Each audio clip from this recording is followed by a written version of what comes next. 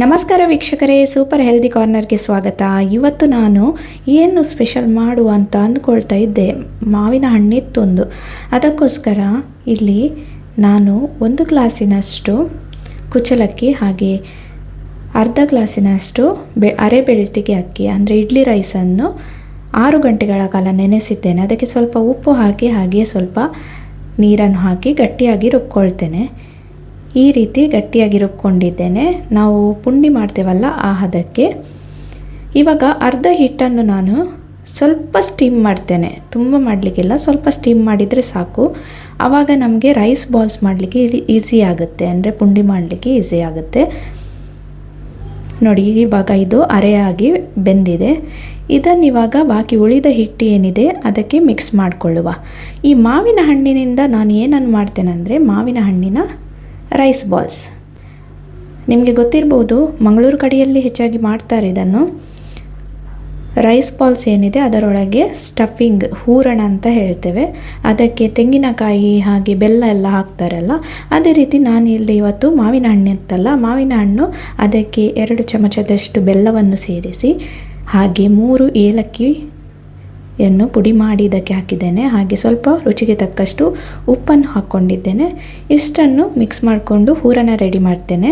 ಮಾವಿನ ಹಣ್ಣು ಸಿಹಿ ಇದೆ, ಆದರೆ ಕೆಲವೊಮ್ಮೆ ಮಾವಿನ ಹಣ್ಣು ಹುಳಿ ಇರುತ್ತೆ, ಅದಕ್ಕೋಸ್ಕರ ಇಲ್ಲಿ ಬೆಲ್ಲವನ್ನು ಸೇರಿಸ್ಕೊಳ್ಳೋದು. ಹಾಗೆ ಬೇಯುವಾಗ ಯಾವುದೇ ಮಾವಿನ ಹಣ್ಣು ಇರ್ಬೋದು, ಅದು ಸ್ವಲ್ಪ ಹುಳಿ ಆಗುತ್ತೆ, ಅದಕ್ಕೋಸ್ಕರ ಸ್ವಲ್ಪ ಸಿಹಿ ಇರಲಿ ಅಂತ ಅದಕ್ಕೆ ಬೆಲ್ಲ ಸೇರಿಸಿದ್ದೇನೆ. ಇವಾಗ ಈ ರೀತಿ ನಾವು ರೈಸ್ ಬಾಲ್ಸ್ಗಳನ್ನು ಮಾಡ್ಕೊಳ್ಬೇಕು. ತುಂಬ ಹೂರಣ ತುಂಬಿಸಬೇಡಿ, ಯಾಕಂದರೆ ರೈಸ್ ಬಾಲ್ಸು ನಿಮಗೆ ರೌಂಡಾಗಿ ಶೇಪ್ ಕೊಡಲಿಕ್ಕೆ ಕಷ್ಟ ಆಗುತ್ತೆ. ಮಿಕ್ಸ್ಚರ್ ಏನಿದೆ ಹೊರಗಡೆ ಬರಬಾರ್ದು, ಮೆಲ್ಲನೆ ಈ ರೀತಿಯಲ್ಲಿ ರೈಸ್ ಬಾಲ್ಸ್ ಮಾಡ್ಕೊಳ್ಬೇಕು. ಹಿಟ್ಟು ಸ್ವಲ್ಪ ನಿಮಗೆ ಗಟ್ಟಿಯಾಗಿದೆ ಅಂತ ಅನಿಸಿದರೆ ಸ್ವಲ್ಪ ಕೈಗೆ ನೀರನ್ನು ಹಚ್ಕೊಂಡು ಹಿಟ್ಟನ್ನು ಅಥವಾ ಹಿಟ್ಟಿಗೆ ಸ್ವಲ್ಪ ನೀರು ಮಿಕ್ಸ್ ಮಾಡಿಕೊಂಡು ಹದ ನೋಡಿಕೊಂಡು ಈ ರೀತಿ ರೈಸ್ ಬಾಲ್ಸನ್ನು ಮಾಡ್ಕೊಳ್ಬೋದು. ನೋಡಿ, ಈ ರೀತಿ ಮಾಡೋದ್ರಿಂದ ಈಸಿ ಆಗುತ್ತೆ ನಿಮಗೆ. ನೋಡಿ, ತುಂಬ ಸ್ಲೋಲಿ ಇದನ್ನು ಮಾಡಬೇಕಾಗುತ್ತೆ.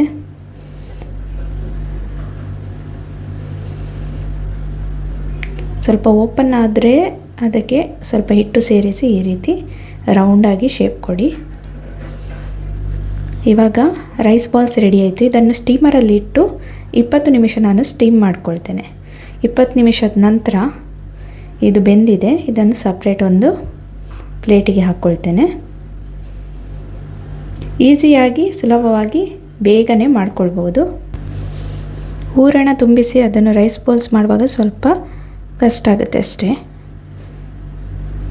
ಮೆಲ್ಲನೆ ಮಾಡ್ಕೊಳ್ಬೇಕಾಗುತ್ತೆ.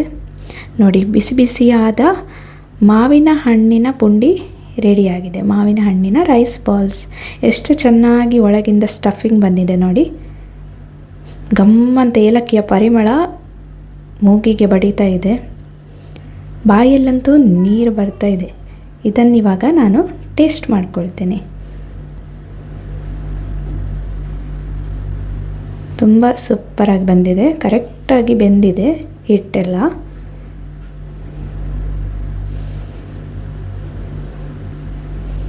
ನಮ್ಮ ಮನೆಯಲ್ಲಂತೂ ಈ ರೆಸಿಪಿ ತುಂಬಾ ಇಷ್ಟ ಆಯಿತು, ನನಗೂ ಇಷ್ಟ ಆಯಿತು, ತುಂಬಾ ಚೆನ್ನಾಗಿತ್ತು. ಈ ರೀತಿ ಹೊಸತಾಗಿ ಒಂದು ಮಾವಿನ ಹಣ್ಣಿನ ರೈಸ್ ಬಾಲ್ಸ್ ಟ್ರೈ ಮಾಡಿದೆ. ನೀವು ಕೂಡ ಈ ರೆಸಿಪಿನ ಟ್ರೈ ಮಾಡಿ ಹಾಗೆ ಹೇಗಾಗಿದೆ ಅಂತ ನಿಮ್ಮ ಅನಿಸಿಕೆಯನ್ನು ಕಮೆಂಟ್ ಬಾಕ್ಸ್ ಮೂಲಕ ತಿಳಿಸಿ. ಇನ್ನಷ್ಟು ರೆಸಿಪೀಸ್ನ ಶೇರ್ ಮಾಡ್ತೇನೆ. ಹ್ಯಾಪಿಯಾಗಿರಿ, ಹೆಲ್ದಿಯಾಗಿರಿ. ಬಾಯ್.